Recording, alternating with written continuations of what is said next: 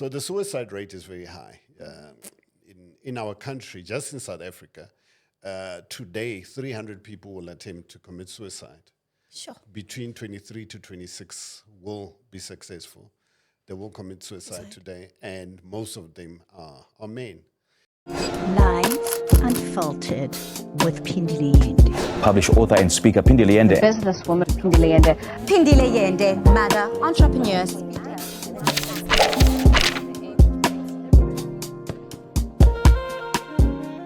Hello, everybody. Welcome to Life Unfiltered with Pindile Yende. It is a special month. First of all, it's my birthday month. I have to put that out there. And it's also Father's Day, coming soon, I think in the next weekend or so. However, the reason why we are sitting here today is because it's Men's Mental Health Month. And as a woman, oftentimes I'm just thinking that, men can deal with whatever it is that they're going through. And as a woman, I can deal with whatever it is that I'm going through. But I realized that, as human beings, we have to be interdependent of each other. So if we don't take care of our men, we're also not going to be taken care of. So today, I have a special guest, Khathu Maestro. So I know Khathu as an author, but Khathu, can you please tell our viewers who Khathu is? And welcome to Life Unfiltered with Pindile. Good morning. Thank you for having me here. Khathu Maestro is a creative, an innovator, a business person, an author, but also I call myself a spiritual healer. And that is my calling, just like my great-grandfather was a pastor. Oh, wow. My father was a pastor. And for me, the pulpit is the microphone and these great books that I share with people. Wow. Yeah. And you've written 3 books so far. And you're on your 4th. On my 4th book, yeah. Wow. So you know what? You actually inspire me quite a lot, Khathu, where I'm like, Khathu's on book number 3. It means I also need to get going, and it's good to have men like yourself who inspire women, And that's one of the reasons why I thought, Khathu would be a great person to have discussed these issues, because you and I, we've had conversations. Oh, definitely. And I also follow you on social media, and I'm like, wow, this man is so attuned spiritually, he's vulnerable. He says things that men don't speak about, right? So just inviting you here, I want us to speak about what it is that men really go through. Because, I was reading about the fact that suicide rates for men, it's actually double compared to women in our country. And then in the USA, apparently it's 4 times more. Yeah, so And you would think that in a progressive country, a first world country like America, where you think that they have more resources, they would be able to get the help that they need. But it's not that way. Yeah. So I just want you to understand from you that what is it that maybe we do not understand that men go through to get them to that point of being depressed, of feeling anxious, of feeling that they're not good enough, all these things that they experience, which as women, we easily speak about them, but they don't speak about it. We keep them tucked in deep within ourselves. I think, obviously I don't speak on behalf of all men of the world as I sit here, but I can only speak from my lived experiences and the things that I see. So the suicide rate is very high. In our country, just in South Africa, today, 300 people will attempt to commit suicide. Sure. Between 23 to 26 will be successful. They will commit suicide today, and most of them are men. And it really comes from a place of our childhoods, how we are brought up, as boys. We are taught boys don't cry, even if you're hurt, you don't cry, you don't express your feelings. If you do anything like that, stop being a girl. Yes. So as young men, we grow up with that persona because you are taught not to feel.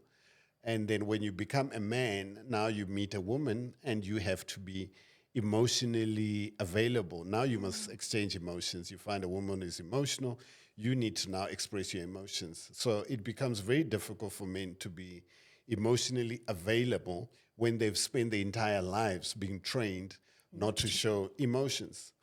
And those emotions are suppressed. And that's where our depression comes from, as men and women as well.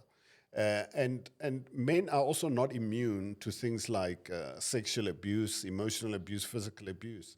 So somebody who's gone through that as well and has been taught not to express their feelings, just imagine what type of man they become. Yes. And without a lot of help for men, I mean, even just a man going to the police station to say, my wife or my girlfriend beat me up last night or whatever, or I was raped at an alley, not many men will go and report that because there's a lot of shame that's attached to that. And that compounds and it just becomes a burden and a shame that men carry on a daily basis. So I think this drumming of men don't cry, boys don't cry, it just becomes part of our persona. I remember my best friend died in when was it? I think 1996. He had just turned 21, and on the day, we were having it was a surprise party. It was my party at the time. And he went to Pretoria and they came back, they had a car accident. He passed away, unfortunately. And I remember at his funeral, a group of us who were his close friends, we were young. I mean, 21, we had not really lost a close friend. And we were crying, and there was just a group of men who were just there to manage us, to say, don't cry, don't cry. And they were saying, no, if you cry, you show weakness, and the ladies are also going to start crying. And from then, as we lost friends and we attended funerals, we just knew that men are not supposed to cry, that they're supposed to be the ones digging at the grave. And those emotions have to come out somewhere. And I believe that's where the gender-based violence comes from. Because absolutely. you have not expressed those feelings. And when you do express them, you express them now through your fists onto a woman. And that's why we have so much chaos in our country and throughout the world. Sure. It's quite interesting that you say it actually even comes out as aggression because of those suppressed feelings. And you know, just this morning I was thinking of this thing that as women we use, the term that we use, that men are trash. And I was actually thinking that, you know, trash has to be kept somewhere. You know, it has to be kept in a trash bin. So it means that we are now the trash bins that have to actually keep this trash. You know, so obviously it's also in the language that we choose, because whatever it is that we say, it also manifests. You know, whereas we keep saying men are trash, and indeed they start behaving that way. Now, Khathu, coming back to this whole thing of suppressing your feelings, right? How do you think that as men, how do we manage that situation? Because we are aware now that this generation, we are a generation that's got access to information. We are able to determine certain signs when somebody's going through depression and all of that. How do we now assist our men in making them aware that, you know, if it's your husband, babe, you know what, I can see that you're not okay, you're going through this. Or if it's your son, you know, my son, I can see you're how do we assist as women? Because as I said before, that we are not independent of each other. We are interdependent. We all have to depend on each other in some way or the other. But as women, how do we now stop this thing of thinking that a man should be a man, you know, a man should not cry, as you've said. A man should be able to take care of his own feelings. Because just even with therapy, a lot of the guys that I've spoken about, when I'm like, you know what, I think you should see a therapist. For them, it's like, no, I don't want to no, talk I don't about want to talk, but I don't want to talk about my feelings. But we should be progressive at this point in time. But what words do we utter? What actions do we take in order to get men to actually deal with their emotions? Because we get affected whether we like it or not. I always say to women, you cannot change a man. A man needs to heal. And I think a lot of women spend a lot of time trying to change the man. To fix the man, and you stay in a broken relationship with a narcissist who's abusing you, but somehow you just have this beacon of hope that I can change this person. And it also comes from our fathers and our grandfathers, because this becomes a generational trauma that's passed from one to the other. I mean, in our townships and when we grow up, there's always that drunk uncle who is always drunk at all the functions, and he just drinks. But nobody really thinks to say, what is the root cause? He was once a child. He was once an 8-year-old boy. What happened to him? What led him to drink so much? Because I don't think anybody wants to throw their life away. And that's a coping mechanism that he uses.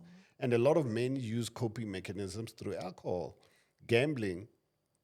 There are men who stay at the taverns until the morning. Some men just disappear the whole weekend and they're drinking.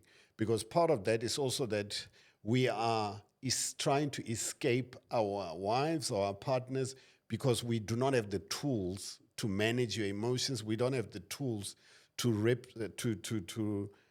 replicate and also just to come back and have a conversation with you emotionally. We are not emotionally available because we have been taught to suppress our emotions. Now, I cannot just get married and because I said I do, now I'm able to express my emotions. So are you saying that even if I am a woman who is aware that maybe my husband or my son is not okay, are you saying that even if I was to say to you that, Khathu, I can see that there's something wrong with you, can you speak to me about it? Are you saying that I may not be successful in that conversation? And why is that? Definitely. I think you will definitely be successful in let's talk. Yes. Let's have a conversation. But you've got to manage your responses when the man starts talking. We have a problem sometimes, not just women, all of us, that when somebody starts talking, we don't listen to understand, we listen to respond. And we don't always need to respond. So if a man starts to tell you what is on his chest, then you say, baby, tell me more. And he continues to talk, and tell me more. And he continues to tell me, how did that make you feel? How can I be more available to you emotionally? What can I do to make you more comfortable to express yourself? And I think if we could, the first date we all have when we meet should be, tell me about your childhood. Yes. Because from somebody telling you your child, that child will express to you the type of partner that you're going to have. Maybe it's important for me to share my healing journey. As a man, I think it's more about awareness. I started reading a lot about healing. I started watching podcasts about healing. I spent more time out of Twitter and the distractions of the world and learning how to be more available to my family as a man. Because every man has got the responsibility to break that generational trauma that's going to now go to our children, our children, and our children. So for me, it's very important to pick up my 12-year-old son from school every single day when I can, because as he steps in, we have the conversation. Oh, Dad, you never believe what happened today. What happened? This and this and this. And he once asked me, why don't we have a men's month? Like there's Women's Month and there's all this stuff. Even Women's Day is big. On Father's Day, we barely do anything. You know what? I'm glad he actually said that, because can I tell you something? For me to actually be aware that it was Men's Mental Health Month, yes, it was through a male friend of mine. So he writes beautiful articles, Christian articles, and in that article he mentioned that it's Men's Mental Health Month. And I was like, oh my gosh, I didn't know about this. A lot of people don't. A lot of people don't know about it. But then it also shows, because I think it's only in South Africa that's in June. I think different countries have it in different months. But even our country, it's not making it to be out there. Yeah. We're not being made aware of it, And when he sent me that article, it actually made me to think back, because recently I had a friend who came to my house and he told me that, Pinty, in the past couple of weeks, I've actually been suicidal, right? And it was a guy, And, in all honesty, I didn't take it as a serious conversation until he made me aware that, sometimes men actually will send out subtle signals to say, I have not been okay. And we brush it off. And, there's a point that I even laughed, Khathu, where he said, Pinty, because we're just chatting, he's like, Lipipia guy, Amy. Oh my goodness. He went to that extent, and I laughed about it. Yeah. But after this friend of mine made me aware that this is actually a problem. It's very serious. It's a serious thing. Yeah. I had to actually pick up the phone and be like, you know what? Can we speak about what it is that you spoke to me about? What you're going through. What you're going through. No, it's also only then I paid attention, because I was like, wow, men actually go through We go through a lot. Yes. It must never, however, deduct from what women go through as Yes, well. of course. Because women go through a lot of things. And as a man, I'm not, the only reason I'm afraid to go to jail is because I might be raped. Okay. But for a woman, just walking out of your house, you can be raped. Do you know what I'm saying? So the challenges are not the same. When we say Black Lives Matter, there are some people who say, white lives matter too. You know what I'm saying? But you can't compare the two. So yes, men do suffer, but I believe just history, the darkest chapter in history has been the oppression of women and the things they go through and that they're still going through as well. But back to the men, I think a lot of people, if you had to ask them off the top of their head, when is Father's Day? A lot of people don't even think about it. Yeah. it, Even if you go to the shops yes. now, it's not much about Father's Day, a little shelf here and there. Maybe it's historic. It comes from way back when men were just there to go to wars. And men went to wars and men died, and women nurtured and they ran the household. So there is this generational thing for men to be tough. And that toughness, unfortunately, in today's world, we have to relinquish that. Because also as men, we have to be providers. But what happened during COVID? A lot of men lost their jobs. And with that, because their identity was tied to being a provider, their identity was tied to their titles at work. When they lose that, they lose their entire identity and they become destructive. Because if a man cannot be themselves and be relevant to a family, they'll become destructive in every way. They'll start shouting, they'll start abusing everybody in the house. So And we have to sometimes learn it's not that. even. Sometimes it's not even them being destructive. Hey, Khathu, because I've had a lot of conversations with men who've lost their jobs. The wife becomes the problem. The partner becomes the problem. Like, you are useless now. You are not able to provide for your family. Children start disrespecting you. Even helpers in the house start disrespecting you because you are no longer that Papa o provider. jele yogurt. Papa o jele yogurt. Papa sala dutse a shebile TV. A batla ke The whole tshameke day. PlayStation. Yeah. You know, those kinds of things. So they also become destructive because of us, Of how they're treated. because of how they are treated. And I don't know if maybe it's do we lack the tools or I don't know what it is with us women as well, not being able to understand that men are just human beings Yeah, like they're just human. us. Any- whatever happens to because you if can I happen to lose anybody. if Yeah. I lose a job as your wife, for me it's like, oh baby, I lost my job and I expect you to take care of yeah. it. But if you lose your job, sure. And well, I think women are also starting to heal as well in that sense. I would never speak for women, but yes, it does happen that when a man's lost his job, well, he loses respect because now he's lost the title of being a provider, yes, in the house. And maybe it's a plea to all our viewers to say, let's be partners. Let's be partners in the house. Let's be equal partners. But equal partners does not mean 50-50 in money. It means that men might also now contribute to the household. Because a man could have lost his job and the wife is still working. Now the man needs to take the load from the woman away. He can cook. He can drop Absolutely. off the kids at schools. He can take them to all their games. If a kid is sick, you can't be sitting on the sofa watching soccer and you phone your wife to say the kid is sick and she must come from work and go pick. So That's true. that partnership, I think, for me is very important. We cannot say 50-50, but let's be in a partnership. Because remember, a marriage is a partnership. Yes. But I think there's just, with the availability of information, your Twitters, your whatever, there's a lot of pressure because a lot of voices are speaking to you. And a lot of women also, in how they grew up, they also emulate how their mothers were. Okay. So you might find that in a family, a mother was the provider and you had a father maybe was a alcoholic, a gambler, or whatever it is. And that kind of energy passes on to the woman. Okay. And she pushes for the man to be productive because she doesn't want an episode of what happened with her mother to repeat itself in her marriage. So I think we have to be very, very aware of these things.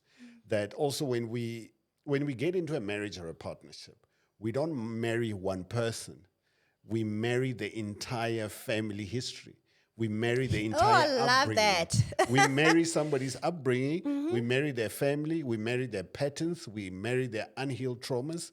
And these become triggers because when we face each other, we start to trigger each other. And the first thing you think of is, let's divorce, this is not working. But maybe that person is there to trigger you for you to attend to the things that need to heal in your life. Yeah, but you need to be vulnerable. You have to be vulnerable. In order You have to strip realize, yourself. Yeah. realize that. And I know, and I'm gonna say black men because obviously I'm more exposed your to life that. experience, Yes, my yes. life experience. Black men, when it comes to vulnerability, it's not their thing. But as you've mentioned before, it's because of you've been told that as a man, you can't be vulnerable. It's decades and decades and decades that come from different. You must also understand, let's look at the oppression of black people as a whole. Okay. Black men, you've got a generation that comes from the war. You've got generations that come from slavery. You've got generations that come from colonialism. You've got generations that come from apartheid.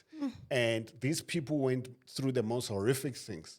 This does not give them an excuse to be who they are, but they don't know how to be anything else except to be in survival mode. And that's why our biggest problem as a country, I cannot speak about other countries, is the fatherlessness that we have in our country for different reasons.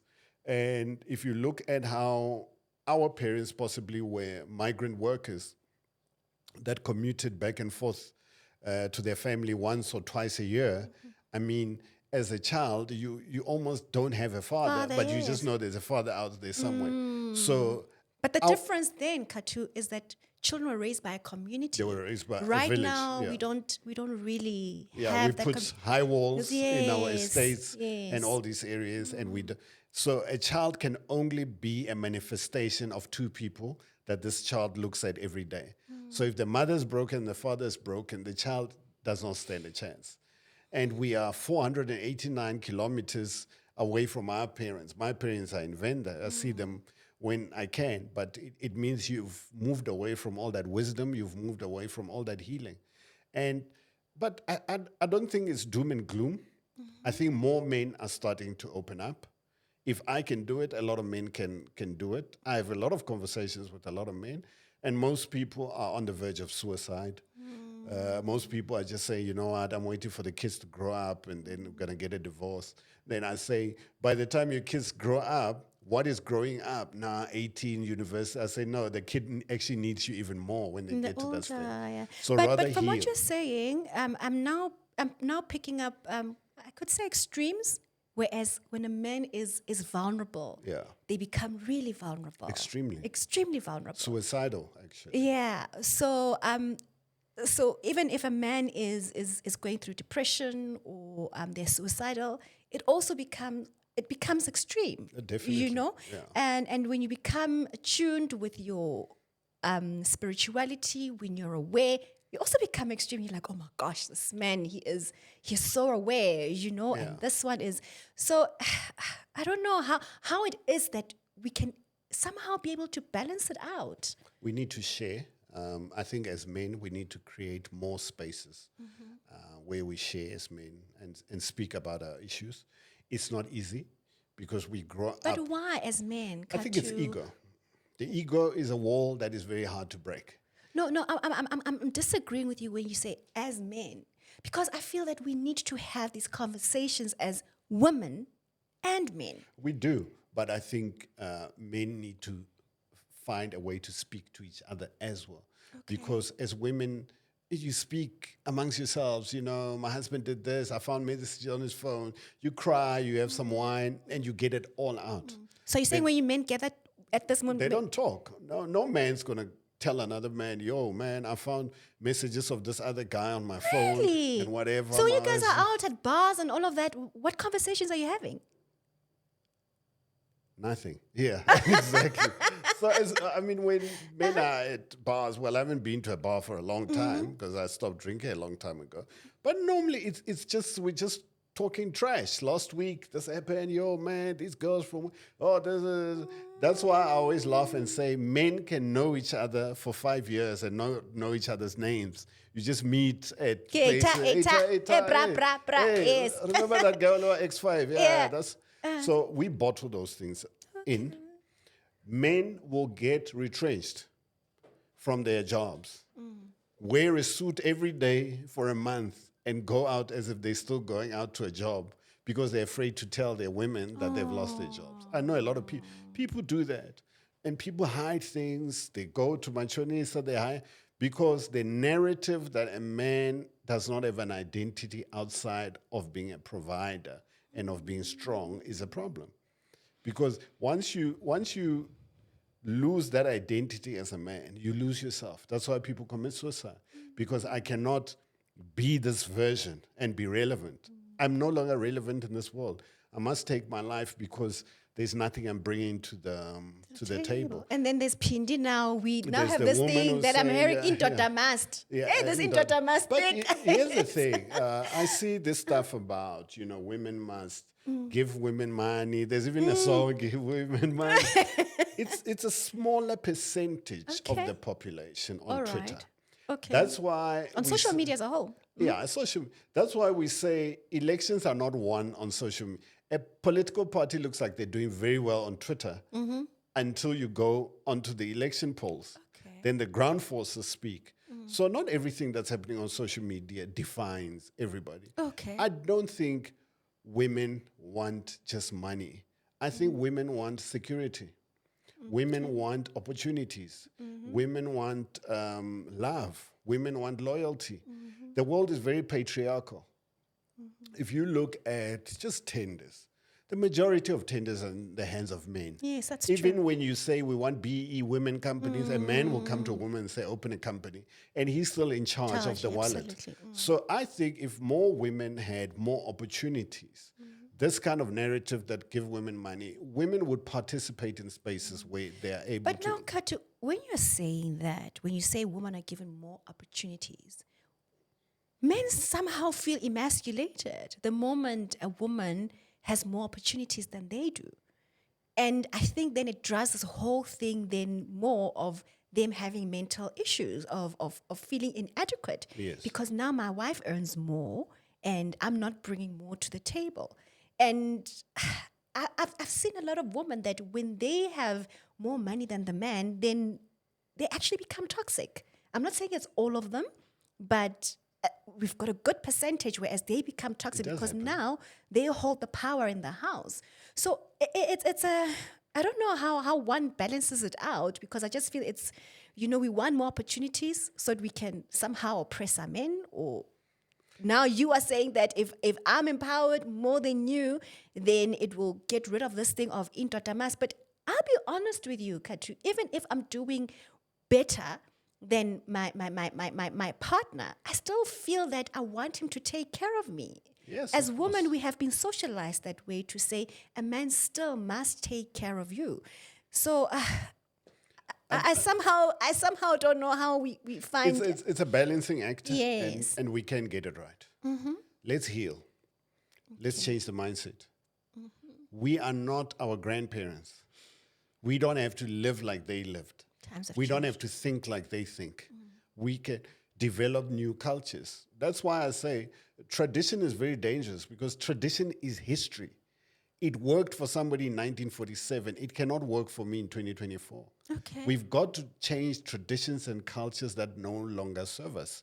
If you look more on the other side, in our white counterparts, you get a lot of white men who are stay-at-home dads. I know. And there's it nothing wrong. works. But if a black man had to be a stay-at-home dad, look after the children and cook and look after this, he paints his art or whatever Batho he ba mo does. loile. People will say, this guy, you know what? Apara painting this- control. yeah, just leave your things at the door and walk out. So that is a culture shift. That's a mindset shift. It has to change. And somebody watching can think, no, that could never work. Yes, because we are defaulted and subconsciously programmed in how we grew up and what we saw. Things have to change. Things are different now. I mean, kids can watch pornography at the age of 5 years old or 6 years because it's all on a phone. People give their children phones, they don't even check what they're doing. So things have changed. Even the issues that young people are dealing with are very, very, very different. But my point about giving women opportunities is I don't think if you asked any woman, would you like the opportunity to run your own company and provide for yourself instead of being dependent on these men who abuse you and who do all these fun, most will probably opt for the opportunities. And that's why I'm saying things have to change. I mean, 30 years later, I'm surprised that we did not have a female president of the ANC who became president of the country. That's so true. We should have had by now a president, regardless of who it is. I don't care for the political infightings of who it should be, but definitely we should have had, because then we are able to look at women issues from the lens of a woman. Because the lens of a man can never see the struggles of women. I don't like to talk about things I don't know, but if I've taken a look, I've not seen many political parties speaking about gender-based violence in their electioneering. Yes. That's one thing that I barely. Everybody spoke about jobs and everybody spoke about this because they know that's the pain areas of a lot of people. But we have a genocide of women on this side of the fence when it comes to gender-based violence. And a lot of it just trends. It trends for 2 weeks, And then it's we gone. forget about it Then we until move on- another one happens. then which we is move quite on to a sad. dance challenge. So all I'm saying is, for me as a man, I would like to see more men become more aware of their emotions, become more aware of the needs of women, and become more aware of their emotional unavailability and make a mindset shift. Because then we are dealing with the root cause Then we deal of with the root cause. gender-based violence, then- right? Yeah, well, Yes. then once you have that change, you start to have a different outlook onto women.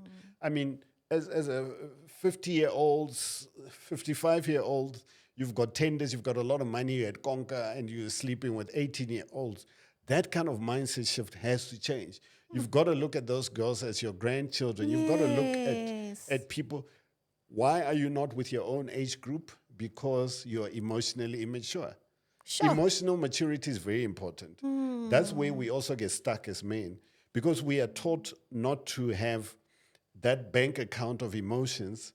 By the time we get into a marriage, we need to withdraw, remember, from that emotional bank account. But we can't, because we've deposited nothing into that emotional bank account. So we become emotionally immature.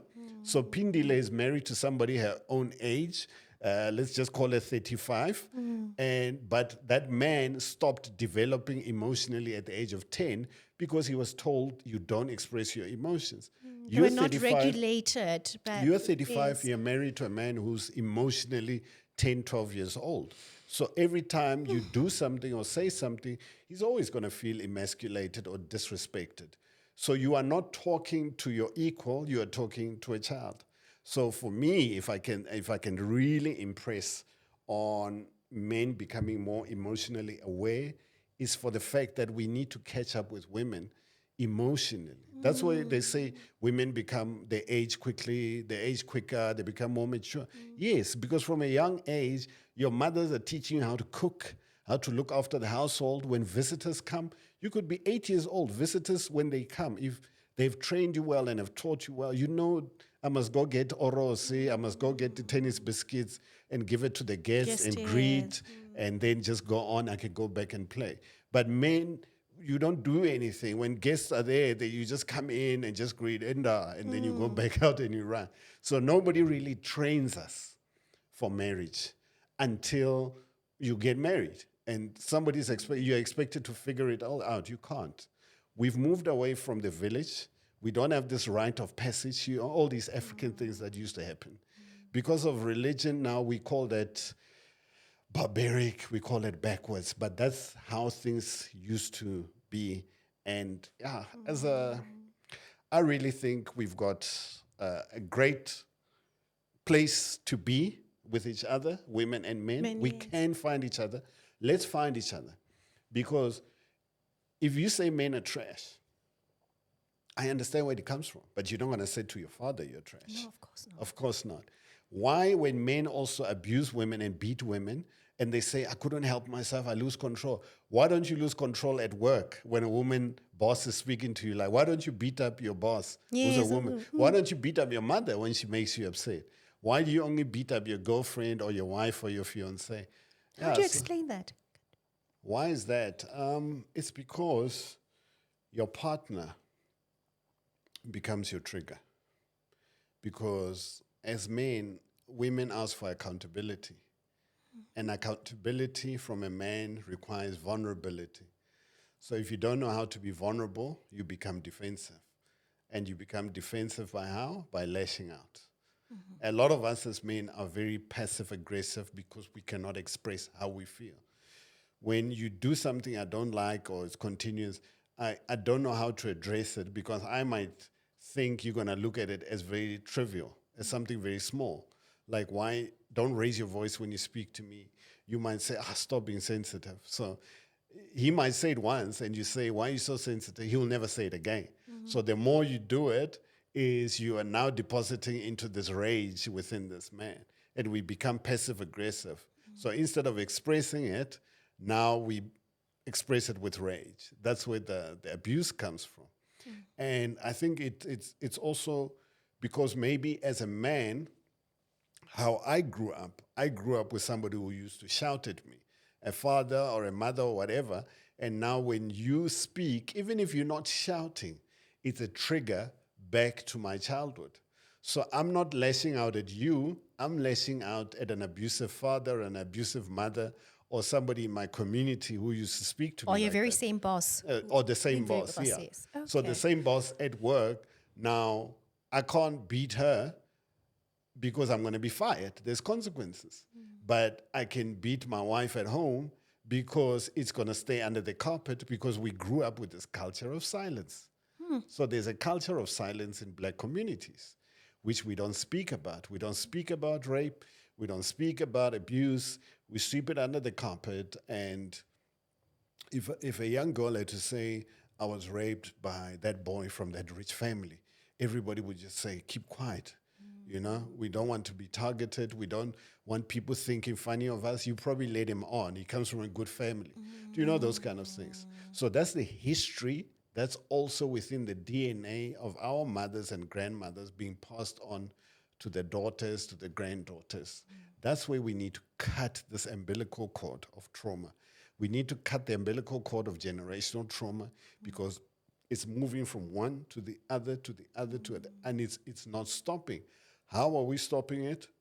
We manage it through alcohol abuse, drug abuse, domestic violence, all types of violence, but we are not dealing with the root cause. We are just literally putting a bandage on top of cancer. We need to deal with the cancer that's trapped within us as men and women. So Khathu, I'm raising two boys. Yeah. All right, and I believe that I'm raising them well. Yes. All right. So how is it that as a mother, then, what's the word I'm looking for? Do I manage it? How do I make sure that I do not raise boys that are abusive, boys that harbor things in, because I'm very open with my children, but obviously there's certain things that maybe they are going through that maybe I'm not aware of. So how, as a mother, because I'm raising somebody's husband, I'm raising somebody's partner, however way it is that they're going to engage with the women in their lives, how do I, because it has to start with me, if you know what I mean. It starts with me as the mother. But what do I do? I think what's important is not to isolate boys from other male energies. Okay. It could be uncles, it could be grandfathers, it could be teachers, and so forth. They need that male energy because there's certain things that you as a mother, no matter how much you love your boys, when you try to correct them as a woman, that language, it's almost like they just don't understand it. But if a man had to say, hey, stop that, immediately he stops what he's doing. Even if it's not abusive, they're not beating them. But there's some level of that energy and that mentorship and that grooming that you need from men. like I say, fatherlessness, it's a big issue in South Africa. And obviously, right now, there's nothing much we can do about it. But I always ask myself when it comes to this fatherlessness conversation,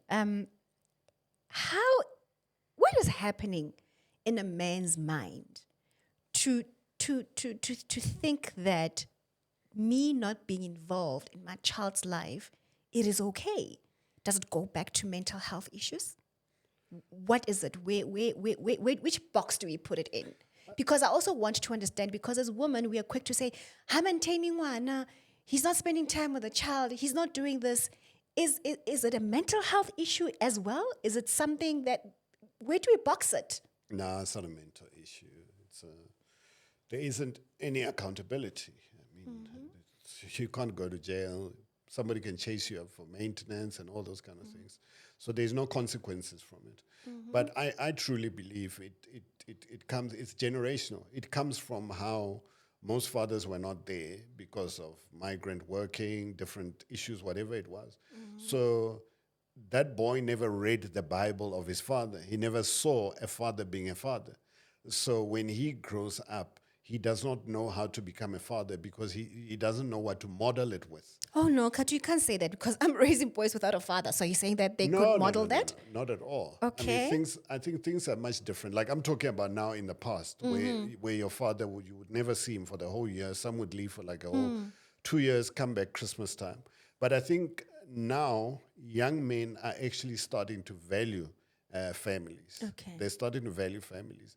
And like I said to you, I think it's also important that they are not isolated from male figures in their household. I cannot speak about their father. I don't even want to touch that because I don't know. But there are male figures in your life.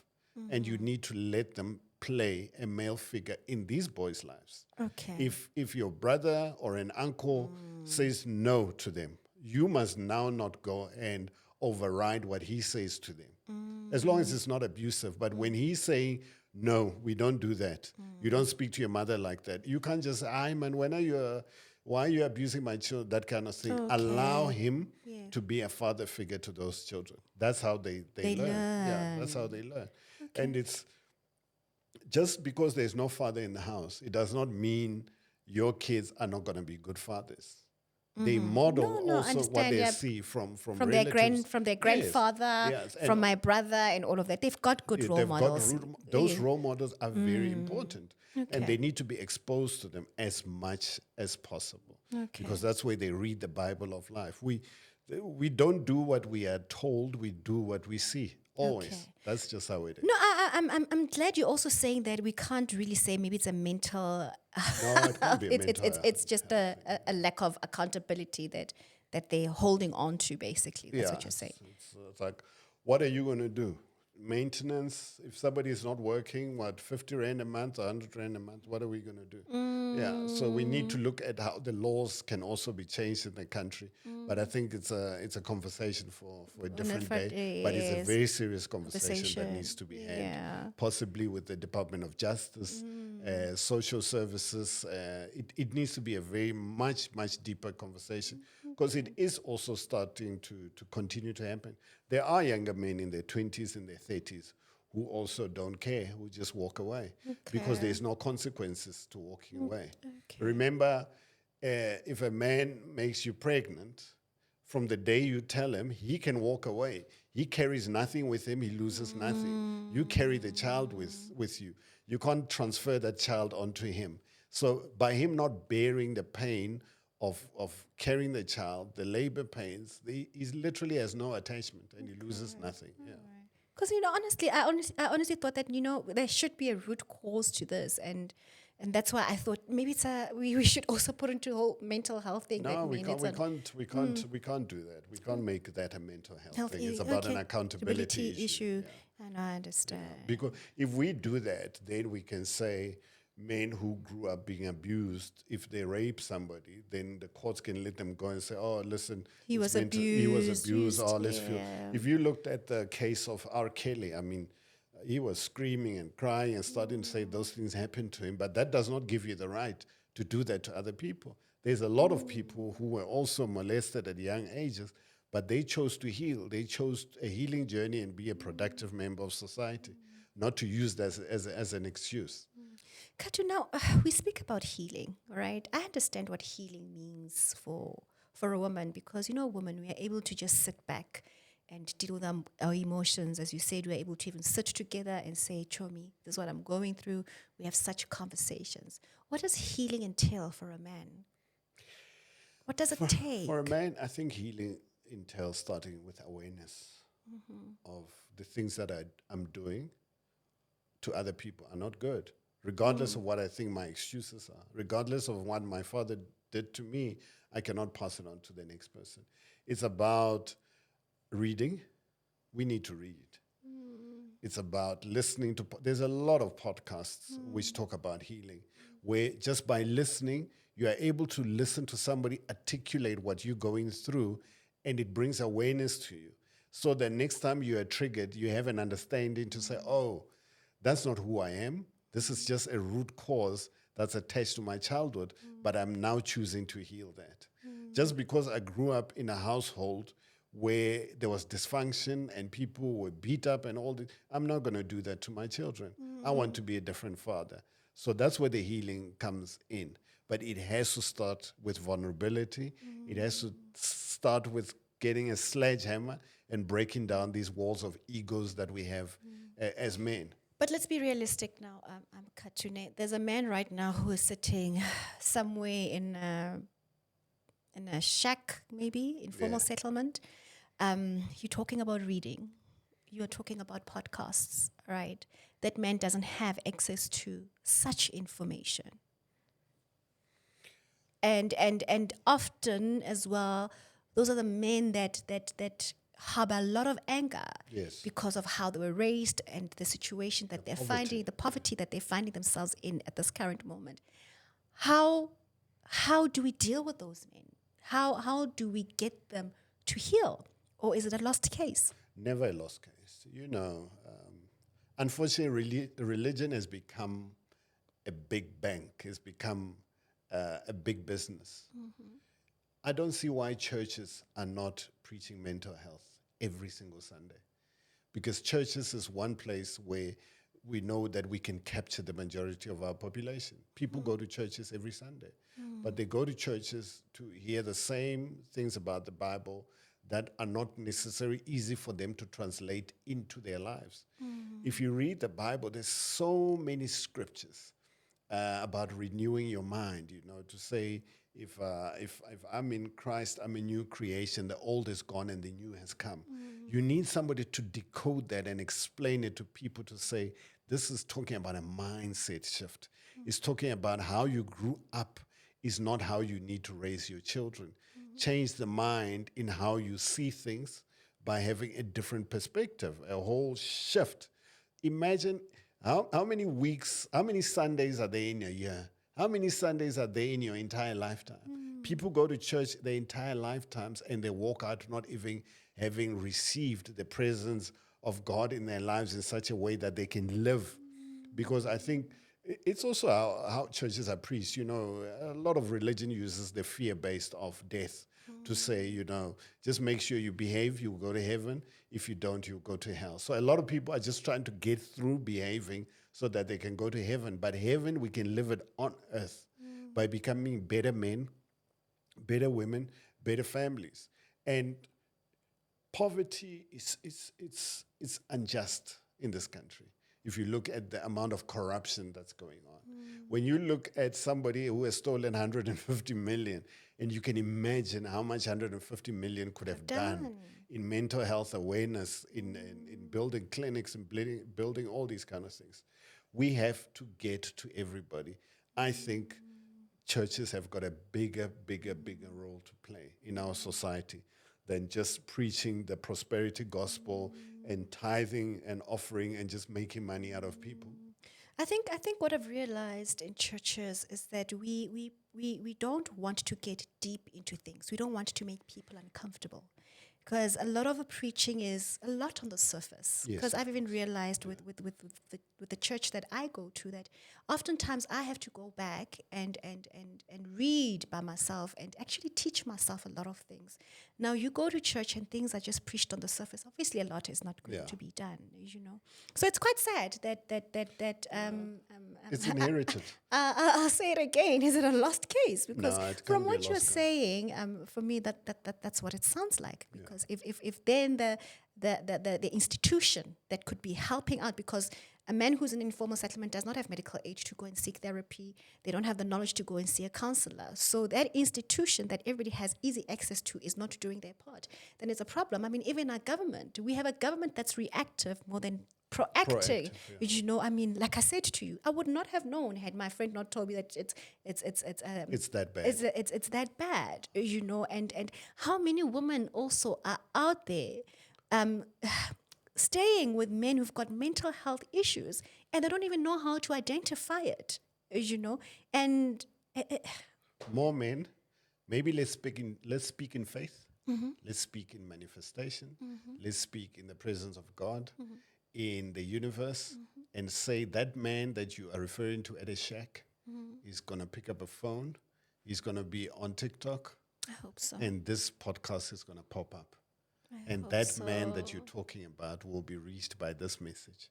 So more men like myself and others need to get on TikToks, kill our ego. It's fine if people attack you or they laugh at you. Of or course, you people always attack. it's fine. Yes. But as long as you're saving others. My ego and my pride cannot be bigger than my spiritual purpose on earth. Absolutely. For me, I believe it is such a privilege for me to walk in my gifts and share with people. You cannot let what if get in the way of you reaching people. These messages will reach people, and we're speaking it into the universe to say, God, please allow these messages to get to the men that it needs to get to.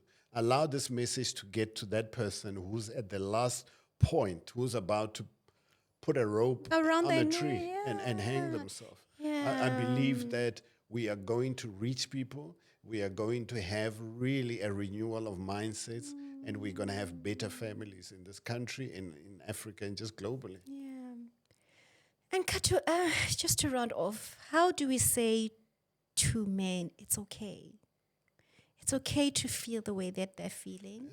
It's okay to process their feelings. It's okay to speak out. It's okay to cry. Yeah, I feel like crying right now. I mean, the way you've just lowered your voice. It's we all want to be heard. We want to be listened to. And we want that little boy that was abused or that never got the spiritual nourishment or the love nourishment, that never got their needs to be met. Their needs to be met. We want to speak to that inner child to be freed, to come out, and that inner child to be vulnerable, that inner child to heal, because it's a war. Right now, there's a war between black men and black women, and I like to use the analogy of the ants. If you put in a jar black ants and these red ants, they're very vicious. If you put them in a jar and just leave it there, they literally just walk all over each other. They don't do anything. But if you shake that jar, they start killing each other until the last ant is left. So I think we can also live in harmony. We just need to find the hand that shook the jar. And for me, the hand that shook the jar is generational trauma. I want to be the one who stops it in my family. I encourage you to be the one that stops it in your family as well. Oh, thank you so much for that, Khathu. Now, you've written a book, Healing Out Loud. Healing Out Loud, yeah. Healing Out Loud. Yeah. And, when I saw the title, I was like, oh my gosh, these are the books that we need to read, because everybody's just going through so much. We're going through so much. Khathu, and we don't even give ourselves time to ask ourselves that, why am I feeling this way? What am I going through? We don't celebrate ourselves enough. You've got. I make a plea to everybody to say, give yourself the gift of forgiveness. Forgive yourself. You are not the same person anymore. Give yourself grace. Show yourself compassion. Stop emotionally abusing yourself, because the ones who abused you have moved on, and now you've internalized that abuse. It's time to really cleanse yourself with love. It's time for you to allow God to touch those areas in your life that are really, really hurt with love and with grace and with compassion. And you deserve to be happy. Everybody deserves to be happy. Nobody is on this earth to suffer. You are not on earth to suffer. You are not on earth to be a victim of other people or circumstances. You need to be the one that really gets up and become the best version of yourself and become what you're called on this earth for. We are called to do great things on I this earth. know. I know. So how can people get your book? When is it out? Well, the Healing Out Loud had to go back for some touch-ups. There were Okay. some legal issues that we had to deal with. Okay. But the book, what month is it now? The book should be out by July. Okay. I know it was supposed to be out in May during my birthday month. Yeah. And it will be out in around July. It's called Healing Out Loud. It's a great book that does not judge you, because people know me for fictional stories and novels. I still kept to that. I did a bit of a hybrid. So you've got short stories in the book that tell you about a family, a dysfunctional family, and so forth. And then we actually give you the awareness to say, if you grew up in a family like this, this is possibly how this child is now showing up in your adult life. And I give you the tools on how to heal out loud and to heal. So there's also a story about a man in there. And I really think a lot of men are going to get a lot out of this book. It will be available in July at all shops, exclusive books, bargain books. And obviously, you can just follow me on my handle as well. Yes. I hope you're going to put it on the screen. Absolutely, At yes. Khathu Maestro, follow me and let's have this conversation. And, it's not easy. It's not easy. It took me 20-something years to heal. Sure. 27 years of emotionally abusing myself, 27 years of patterns, 27 years of coping mechanisms that were destructive. So you are still in your journey, in your season. Don't give up on yourself. It takes time. Wherever you are, I promise you, you're going to be all right. You're going to make it. And you know what? It gets better. Gets better. It gets better.